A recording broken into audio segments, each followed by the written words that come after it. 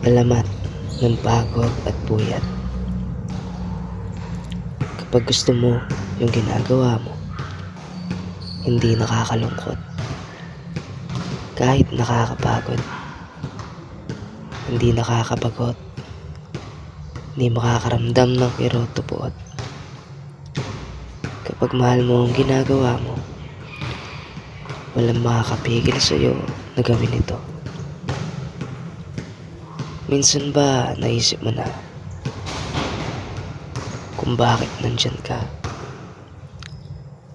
at wala sa lugar kung saan pinangarap mong pumunta?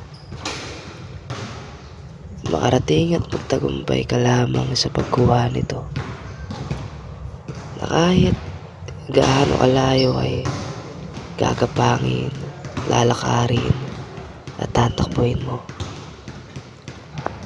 Isang araw napaisip ako, saan nga ba ako patungo? Napaisip tungkol sa mga bagay at plano ko na binuo. Nasaan na nga ba ako? Nasaan na ang mga plano? Bakit ako nandito? Sa dami-dami ng pinangarap ko ay bakit hanggang ngayon nandito ako? Kailan ba magkakatotoo? Pangarap na lang ba ang lahat ng ito? Pagod at puyat sa pawis sa ibabad. Mga matang kapag pumikit ay hirap na ang imulat. Nasanay sa sistema na parang kulong ng palad.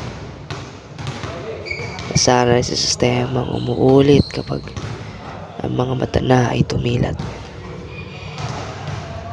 Kailan ba ito matatapos?